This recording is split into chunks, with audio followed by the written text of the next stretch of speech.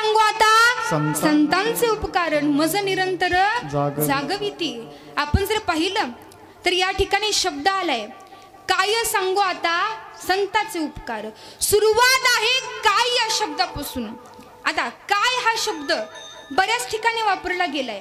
काय मी उद्धार पावेन किंवा काय महिमावरून आता सांगणे किती आणि कोटी ब्रह्मार्थ पाहता जाते. बऱ्याच ठिकाणी काय हा शब्द आलेला आहे. काय हा शब्द उद्गारवाचक म्हणून सुद्धा वापरला जातो. आता कस काय वापरला जातो तुम्हाला उदाहरण सांगते. झालं असं की आमचं कपड्याचं दुकान आणि त्या कपड्याच्या दुकानामध्ये संध्याकाळच्या टायमिंगला शहरातले गिराईक यायची आणि आल्यानंतर महिला मंडळाचं कसं असतं एका दुकानात त्या कधी कपडे घेतात का नाही. 4 दुकानात साड्या बघतात नंतर 5व्या दुकानातली साडी त्यांना पसंत पडते बरोबर ना. तसे संध्याकाळी काही जण यायची आणि काही महिला अशा असायच्या की फक्त आणि फक्त कपडे बघायलाच यायच्या घेत तर काहीच नव्हत्या. पण आमच्या दुकानातल्या सगळ्या कामगारांना ते चांगलं माहित होतं. त्यांच्या महाराज ट्रिकच त्यांनी तयार करून ठेवलेल्या होत्या. जर समजा एखादी महिला आली त्या महिलेच्या बोलण्यावरूनच त्या ओळखायच्या की ही कपडे घेणार आहे का नाही घेणार. आणि त्यांच्या लक्षात आलं ही महिला फक्त आणि फक्त दुकानात कपडे बघायला आली आहे घ्यायला आलेली नाही. लगेच एकमेकीला म्हणायच्या 3-6 आहे 3-6 म्हणजे काय. हे गिराईक फक्त कपडे बघायला आले घेत नसतं त्याच्या पुढे जास्त कपडे टाकू नको पुन्हा आपल्यालाच आवरायला लागेल. मग महाराज एखादं गिराईक असं यायचं की ते गिराईक कपडे घेणार असायचं परंतु त्याला लवकर पसंत पडत नव्हतं.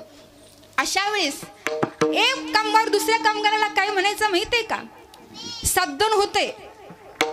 7-2 होते या शब्दाचा अर्थ असा की हे गिराईक 100% कपडे घेणार आहे पण हे गिराईक मला कव्हर होत नाही. माझं गिराईक तू घे आणि तुझं गिराईक मी करते म्हणून 7-2 होते असं म्हटलं जायचं. आता तुम्ही दुकानात आले या गोष्टीकडे लक्ष देऊ नका बघा. मग अशा पद्धतीने त्यांच्या ट्रिक तयार झालेल्या होत्या. एक महिला आमच्या दुकानामध्ये आली तिला दुकानातल्या सगळ्या साड्या दाखवल्या. मग साड्या दाखवल्या पण तिला एकही साडी पसंत पडेना. आम्ही म्हटलं ताई तुम्हाला कशा काटाची कशा जरीची कशा रंगाची कशा सुताची नेमकं तुमचं बजेट काय आहे तुम्हाला साडी कशी पाहिजे. महिला उत्तर देतीये ती म्हटली मला साडी अशी दाखवा की ती साडी बघून माझी शेजारी जळली पाहिजे एवढी सुंदर साडी पाहिजे. कारण महिला वर्गांचा तो स्वभावच असतो महाराज. झालं असं की एका ठिकाणी माझं कीर्तन होतं. कीर्तन झाल्यानंतर ना मला खुर्ची दिली त्या खुर्चीवरती मी बसले. सगळेजण यायची पाया पडायची निघून जायची. त्या घरामध्ये 2 जावा होत्या. एक जाव होती ती म्हणजे मुंबईला राहणारी हाय पाय अगदी स्टँडर्ड आणि दुसरी जाव होती ना आपली साधी खेड्यामध्ये राहणारी गृहिणी. मग ती मुंबईला राहणारी जाव होती ना कीर्तन संपल्यानंतर माझ्यापाशी आली पाया पडली आणि मला बोलायला सुरुवात केली. हाय मॅडम. मी म्हटलं रामकृष्ण हरिताई बोला. कारण कसं आहे माहिती आहे का आपली संस्कृती आपण जपली पाहिजे. बोलण्यामध्ये अहंकार नसला पाहिजे. बरं ग्रामरचे काही रूल्स आहेत ना. हाय कोणाला म्हणावं हॅलो कोणाला म्हणावं. जर समजा पुढचा एखादा व्यक्ती आपल्यापेक्षा वयानं अधिकारानं ज्ञानानं कोणत्याही गोष्टीने मोठा असेल तर त्याच्याशी बोलत असताना हॅलो शब्द वापरतात. आणि आपल्या घरातील व्यक्ती असेल आपला मित्र असेल त्यांच्याशी बोलताना हाय शब्द वापरते. त्यांनी बोलायला सुरुवात केली हाय मॅडम. मी म्हटलं रामकृष्ण हरिताई. कारण कसं आहे माहिती आहे का बाहेरच्या जगातील लोक बाहेरच्या देशातील लोक फोन आल्यावरती कधी म्हणत नाहीत राम राम रामकृष्ण हरी. मग आपणच का म्हणायचं हाय हॅलो. एक गोष्ट लक्षात ठेवा इथून पुढे कोणाचाही फोन आला ना फोनवरती आल्यानंतर कधीच हाय हॅलो म्हणायचं नाही. रामकृष्ण हरी म्हणा. असं जर म्हटला तर तुमच्याही मुखातून नामस्मरण घडेल आणि तुम्ही रामकृष्ण हरी म्हणून बोललात म्हणून पुढचाही माणूस रामकृष्ण हरी म्हणेल आणि त्याच्याही मुखातून नामस्मरण घडेल. त्याच्याही जीवनामध्ये पुण्य वाढेल आणि तुमच्याही जीवनामधलं पुण्य वाढेल. आपली संस्कृती आपण जपली पाहिजे. 25 डिसेंबर आला की ते लहान लेकरांना तुम्ही सांगता, समजून सांगता. म्हणतात की तो सांता मध्यरात्री येतो आणि गिफ्ट देऊन जातो. एक गोष्ट लक्षात ठेवा, मध्यरात्री येणारा तो सांता तुम्ही तुमच्या लेकरांना समजून सांगता, पण दररोज सकाळी आपल्या दारामध्ये येणारा वासुदेव जो आपल्याला तत्वज्ञान सांगून जातो ना, तो वासुदेव खऱ्या अर्थानं आज आपण विसरून चाललोय. आपल्या लेकरांना सांगता नाही, आपल्या लेकरांना संत समजावून सांगा, याची खरी गरज आहे. मग त्यांनी बोलायला सुरुवात केली. मुंबई मधली ती वेल स्टँडर्ड राहणारी ती मला म्हटली, हाय मॅडम. म्हटलं रामकृष्ण हरी ताई, बोला. काय नाही म्हटली, कीर्तन ऐकलं, छान झालं, आवडलं मला. म्हटलं धन्यवाद. नंतर तिनं बोलायला सुरुवात केली, माझे पती माझ्या सोबत आले, त्यांची आणि माझी ओळख करून देते. मी म्हटलं द्या ना. पतीला बोलवलं आणि तिनं सांगितलं, हे बघा, हे माझे मिस्टर आणि मी त्यांची वाईफ. मी म्हटलं ठीक आहे. आता हे पाहिलं कुणी? तिच्या जावनं, जी खेड्यामध्ये राहणारी होती. आता महाराज तिला सहन होईना. ती म्हटली, महाराजांना इंग्लिश मधून ओळख करून देते. मला काही इंग्लिश येत नाही का? मी पण महाराजांना इंग्लिश मधून ओळख करून देणार. आता महिलांचा तो स्वभावच असतो महाराज.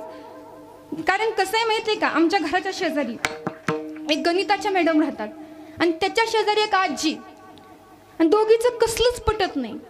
झालं असं की गणिताच्या मॅडम होत्या ना, त्यांचं मांजर त्या आजीच्या घरी गेलं आणि आजीच्या पातेल्यातलं दूध पिऊन टाकलं.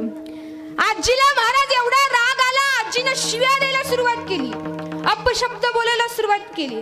माणसानं जीवनामध्ये कधी अपशब्द वापरू नये. कुशब्दाची घाणी आणि अमंगळविली वाणी किंवा झाली क्रोधासवे भेटी आणि तोंडा वाटे नरक लोटी. माणसाला राग आला की माणूस अपशब्द वापरतो. मग त्या आजीनं अपशब्द वापरायला सुरुवात केली.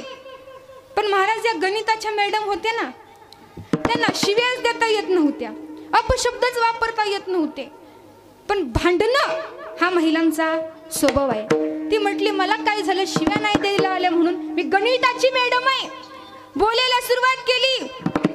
अगं म्हटली, तुझी बेरीज केली, तुझी वजाबाकी केली, तुझा भागाकार केला आणि त्या सगळ्याला शून्याने गुणलं.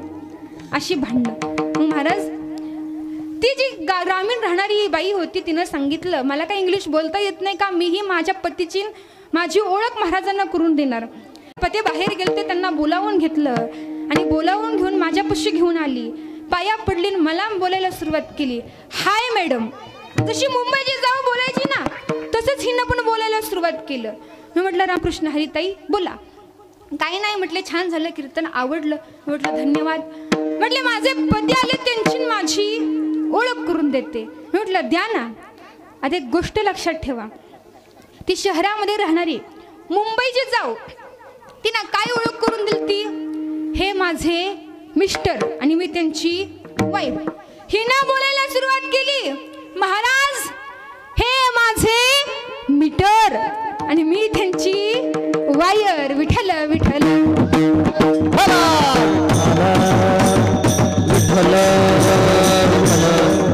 म्हणजे अशी आपल्याला परिस्थिती पाहायला मिळते. मग ते आमच्या दुकानामध्ये आलेली महिला तिनं सांगितलं, मला अशी साडी दाखवा की ती साडी बघून माझी शेजारीण जळली पाहिजे, एवढी सुंदर मला साडी पाहिजे. तिला एक साडी फार आवडली आणि तिच्या तोंडातून उद्गार निघले, वाह काय सुंदर साडी आहे. आला का काय शब्द? म्हणून तुकोबाराय म्हणतात, काय हा शब्द बऱ्याच ठिकाणी वापरला जातो, काही ठिकाणी उद्गारवाचक म्हणून सुद्धा वापरलेला आहे. काय सांगू आता संताचे उपकार आणि मज निरंतर जागविती. संत आपल्याला निरंतर रूपी जाग ठेवतात. म्हणून शेवटपर्यंत जर कोणाचं ऐकायचं असेल तर ते फक्त आणि फक्त संतांचं ऐकलं पाहिजे. कारण कसं आहे, माणसाला एखादा रोग झाला तर तो रोग बरा होईपर्यंत डॉक्टरचं ऐकावं. एखाद्या आपण जर केस लढत असेल तर त्या केसचा निकाल लागेपर्यंत वकिलाचं ऐकावं. शाळेत जर एखादा मुलगा जात असेल तर शाळेतून घरी येईपर्यंत शिक्षकाचं ऐकावं. एखाद्या माणसानं लग्न होईपर्यंत आईचं ऐकावं. लग्न झाल्यानंतर